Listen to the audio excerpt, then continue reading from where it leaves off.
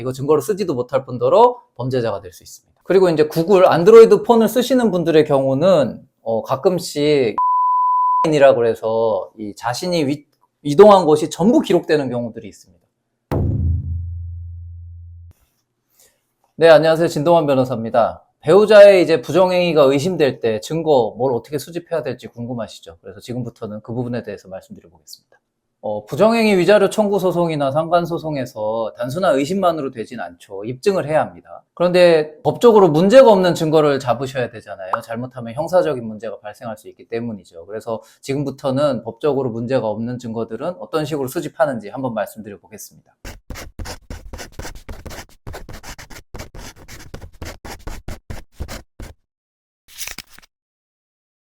가장 빈번하게 나타나는 증거는 뭐니 해도 카카오톡이죠. 카카오톡을 어느 날 이렇게 한번 봤더니 모르는 여자와 사이에서 아니면 모르는 남자와 사이에서 애정 표현들이 있는 거죠. 여행을 간 걸로 보이는 정황도 보이고 그런 부분들이 다 증거가 될 수 있습니다. 그런데 여기서 문제는 막이 걸려 있잖아요. 비밀번호가 있다든지 지문이 잠겨 있는데 이런 걸 어떻게 열어야 되는가, 이 부분이 문제될 수 있습니다. 근데 이거 맘대로 하시면 안 되죠. 이거 다 비밀침해죄라는 형사적인 문제가 될 수 있기 때문에 합법적인 범위 내에서 하셔야 합니다.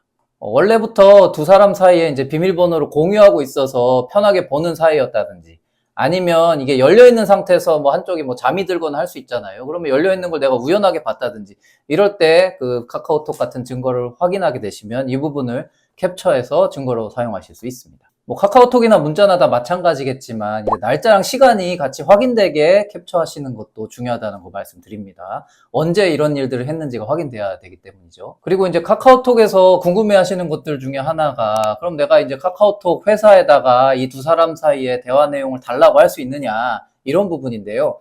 대화 내용 자체를 받아볼 수는 없습니다.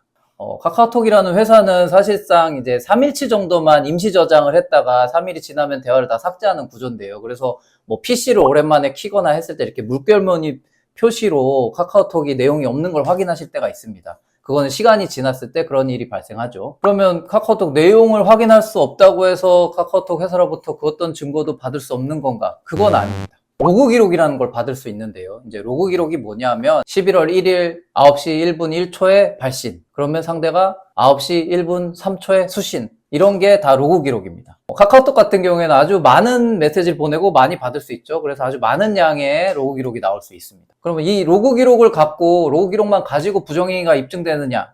그건 아닙니다. 그러니까 이 로그 기록이라는 거는 이 번호랑 이 번호 사이에 카카오톡을 주고 받았다는 것만 확인될 뿐이지, 카카오톡을 주고받았으니까 이 두 사람은 부정행위다, 이렇게 직접 연결은 되지 않습니다. 그러면 이걸 갖고 어떻게 활용을 하느냐? 한 가지 결정적인 대화를 하나 잡았다고 칠게요. 그러면 증거가 하나 나왔죠. 부정행위를 보이는. 그럼 이 사람들이 그럼 얼마나 긴 기간 동안 부정한 관계에 있었느냐, 이걸 확인하는 용도로 쓴다는 겁니다. 통상적인 친구라든지 회사 동료라면 새벽에는 카톡 안 하잖아요. 그래서 그런 걸 보는 거죠. 그래서 막 새벽 시간에 아주 많은 카톡이 오고 갔다. 그러면 원래 있던 그 하나의 결정적인 증거와 합쳐져서 이 사람은 이런 정도로 부정한 행위를 하고 있었다라고 간접적인 입증을 하게 됩니다. 그럼 이 카카오톡 로그 기록은 보고 싶다고 하면 아무나 보는 거냐? 그건 아니고요.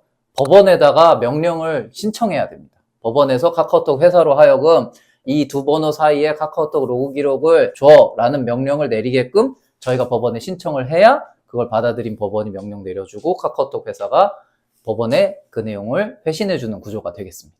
그럼 카카오톡 로그 기록은 얼마나 긴 기간 동안이 보관되느냐 하는데, 카카오톡 회사에서는 3개월을 보관합니다.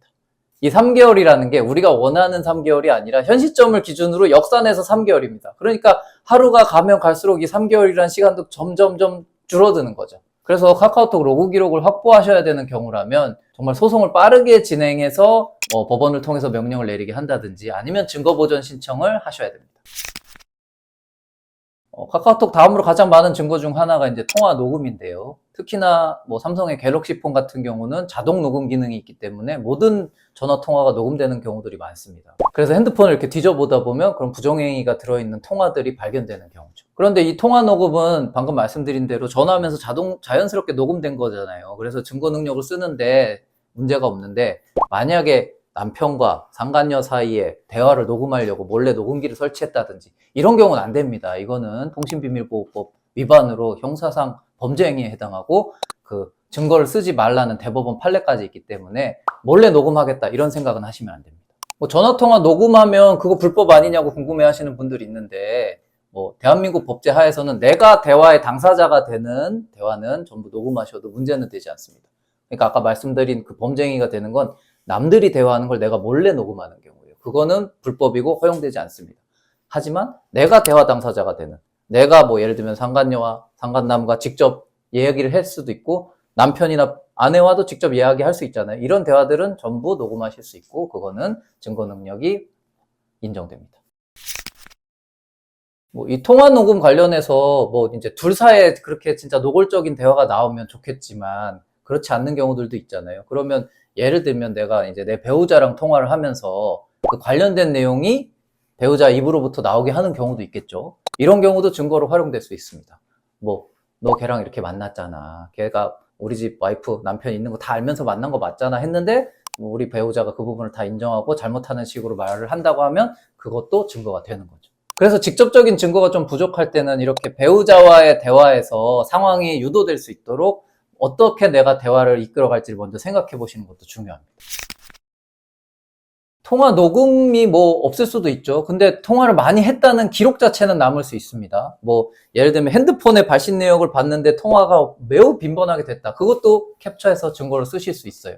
근데 이미 그런 거 다 사라지고 없다. 그러면 이 둘 사이에 얼마나 많은 통화를 했는지 어떻게 확인해야 할까요?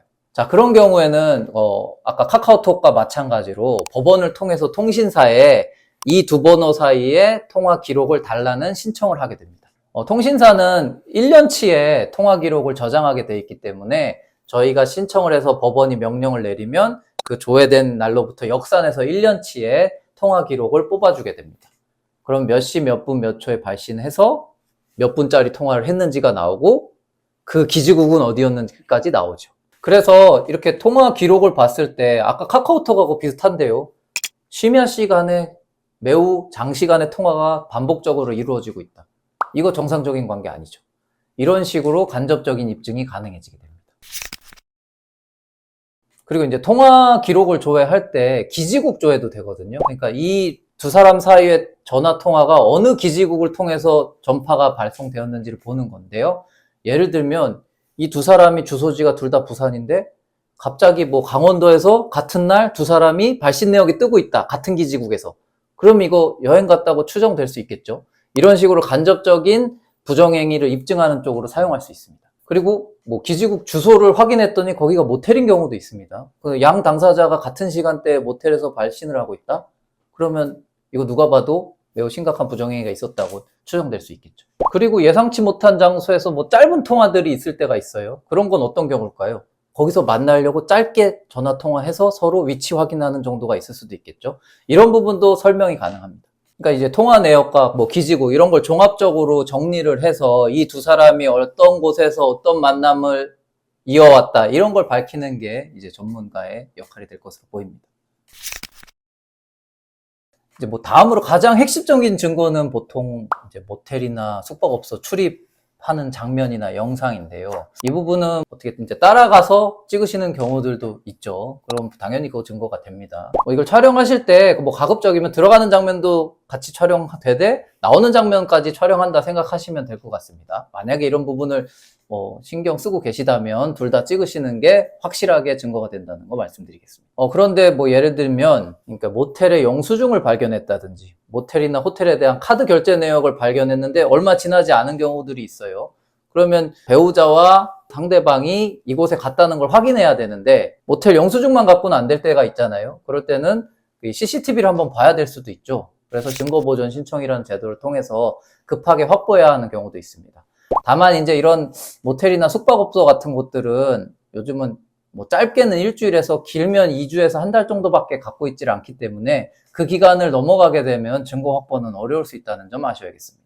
그래서 이런 사정을 아셨다면 최대한 빠르게 증거보존 신청 등을 하셔야 됩니다. 그리고 제가 예전에 했던 사건에서는 뭐 당사자분께 부탁을 드려서 그 업체에 이 영상 좀 지우지 말아주세요. 저희가 어쨌든 법원 통해서 정상적으로 제출될 수 있게 절차를 밟겠습니다. 다만 좀 지우지 말고 보관 부탁드립니다. 라고 해서 뭐 그곳에서도 그 정도는 일단 지우지 않고 있겠다. 뭐 이런 정도 진행을 해서 원만하게 받아온 사례도 있었습니다. 그리고 또 많은 경우 중에 하나가 이제 차량 블랙박스인데요. 블랙박스 요즘 워낙 기능이 좋다 보니까 녹음, 녹화가 다 되죠. 그래서 뭐 예를 들면 차 안에서 전화를 하는데 상간남, 상간녀랑 전화를 하는 걸 블랙박스가 녹음하는 경우 있을 수 있습니다. 이런 경우도 증거로 활용될 수 있죠. 차 안에서 애정행각을 벌였는데 그 장면 자체가 녹음이나 녹화가 되는 경우도 있습니다. 이것도 당연히 증거로 활용될 수 있죠. 다만 이제 블랙박스 대신 뭐 위치를 추적하겠다고 해서 차량에다가 위치 추적기를 넣는다든지 이거 다 불법입니다. 이거는 형사적으로 문제가 되는 행동이기 때문에 절대로 추천드릴 수 없는 방식입니다. 이제 배우자가 다른 이성을 만나면서 돈을 쓰게 되면서 카드라든지 이런 걸 쓰게 되죠. 그래서 그런 기록들도 간접적인 증거가 됩니다. 결국 너희들의 부정행위로 인해서 우리 집에는 이렇게 경제적인 타격까지 왔다. 이런 부분이 입증의 포인트가 되는 거고, 아니면 뭐 카드 결제 내역을 가지고 뭐 데이트를 이런 장소에서 했다라고 유추해 볼 수도 있겠죠. 이제 부정행위 당사자들 사이에 돈을 주고받은 송금 내역도 있을 수 있죠. 이것도 부정한 관계에서 돈까지 오고 갔다면 이 부정행위의 정도가 더 심각해지는 것이기 때문에 뭐 우리의 고통을 더 강화하는 증거가 될 수 있습니다.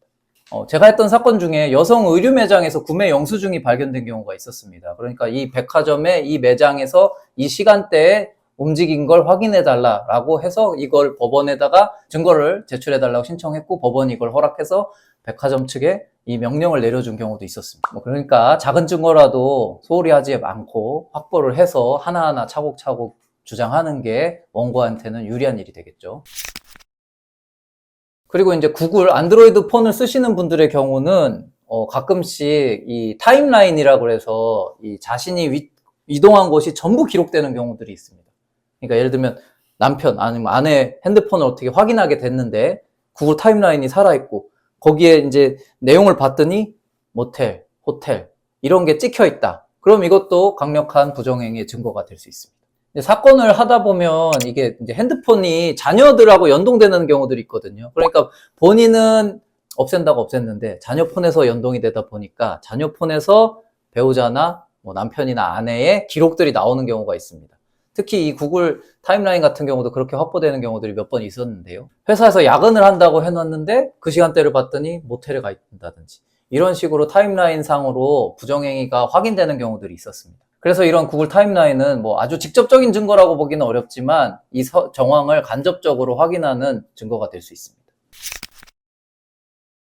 마지막으로 이제 목격자의 진술이 있을 수 있겠죠. 뭐 예를 들면 내 친구가 네 남편이 어떤 여자를 만나고 있더라 라는 부분을 목격하는 경우들이 종종 있습니다. 그럴 때 이 친구분이 사실 확인서를 적어주고 뭐 신분증이라든지 이런 부분 정확하게 정리해서 제출하게 되면 이 부분도 증거로 활용될 때가 있습니다.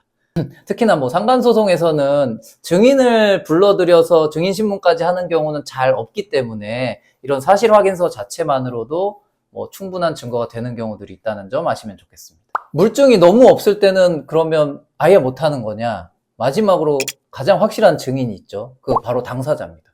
그러니까 예를 들면 우리 남편이 아니면 우리 아내가 모든 관계를 시인하면서 이 부분을 사실 확인서 형식으로 진술을 하는 거죠. 저도 사건 하면서 실제로 이렇게 활용하는 경우들이 있는데요. 그 가장 강력한 증인이잖아요. 제일 확실한 증인이기 때문에 본인이 언제 어디서 무슨 일을 했었다라는 부분을 다 적어주고 이 부분이 신분증까지 확인돼서 제출되게 되면 증거로서 효력이 발생하게 됩니다. 그리고 뭐 상간소송에서는 아무래도 증인신문까지는 잘 하지 않기 때문에 정확하게 정리된 내용의 사실 확인서만 제출돼도 이 부분을 갖고 판사님이 판단하는데 유력한 증거로 활용될 수 있습니다. 그래서 만약에 이런 확인서를 적어야 된다고 하면 육하원칙에 따라서 정확하게 구체적인 내용을 적는 게 좋아요.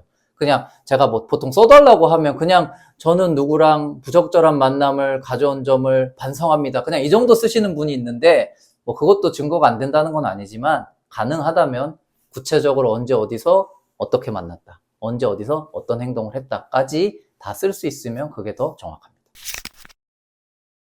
그러니까 증거 확보 시에는 이게 형사적인 범죄가 되면 안 되니까 이 부분 잘 고민하시고 조심하셔야 됩니다. 제가 처음에 말씀드렸다시피 뭐 카카오톡을 보내려고 뭐 자고 있는 남편 손을 끌어다가 이렇게 지문을 연다든지 요거 비밀 침해죄가 될 수 있습니다. 물론 뭐 이제 증거 능력이 있냐 없냐는 좀 논외라서 다르긴 한데 범죄가 될 수 있기 때문에 이 부분은 피하시라고 말씀드립니다. 그리고 남들 대화하는 거 녹음하는 거 이거 불법입니다. 하시면 안 돼요. 통신비밀보호법상 이거 크게 처벌하기 때문에 이거 벌금형도 없습니다. 그러면 재판 가셔가지고 재판도 받으셔야 되고 하기 때문에 매우 자기는 불안할 수밖에 없죠. 이거 이 사건에 사실상 부정행위 피해자가 난데 내가 범죄자가 되는 상황은 너무 억울하잖아요. 그러니까 몰래 어딘가에 녹음기를 설치하겠다 이렇게 하시면 안 됩니다. 이거 증거로 쓰지도 못할 뿐더러 범죄자가 될 수 있습니다. 그리고 위치 추적기 다시는 거 이런 거 안 됩니다. 핸드폰에다가 몰래 위치 추적 어플 심어놓고 이것도 불법입니다. 다 문제가 될 수 있으니까 적절하지 않은 방법이라고 말씀드립니다. 그리고 또 이제 따라간다고 하면서 아파트 공동현관 같은 거 몰래 들어가실 때 있는데 이것도 잘못하면 주거 침입이 될 수 있어요. 그래서 이 부분도 주의하셔야 됩니다. 대법원에서 말하는 부정행위라는 게 꼭 성관계만 의미하진 않습니다. 그러니까 부부간의 정조 의무에 반하는 모든 행동을 부정행위로 보는데요. 그래서 지속적이고 은밀한 만남을 계속했다는 것만으로도 부정행위로 인정될 수 있습니다. 법원에서는 성관계에 관한 직접적인 증거가 없어도 그 정황 증거라든지 은밀한 만남 이런 걸 가지고도 성관계까지 있었다고 추정하기 때문에 뭐 직접적인 증거가 없었다고 해서 그렇게 걱정하실 일은 아닙니다. 함께 여행을 간 사진이라든지 여행을 갔으면 당연히 그 이상의 행동이 있었다고 보는 거거든요. 그래서 그런 걸 가지고 뭐 성관계까지 입증된다고 보시면 됩니다. 그리고 증거가 부족하면 각종 사실조회 신청 등 통해서 증거를 확보할 수도 있으니까요. 이제 자신한테 있는 증거가 어느 정도의 수준인지 승소할 수 있는지 이런 부분이 궁금하시잖아요. 근데 각 개별 사안마다 좀 다른 점은 있기 때문에 구체적인 부분은 상간소송 전문 변호사와 한번 면밀하게 상담을 해보시고 판단받아 보시길 바랍니다. 이상입니다.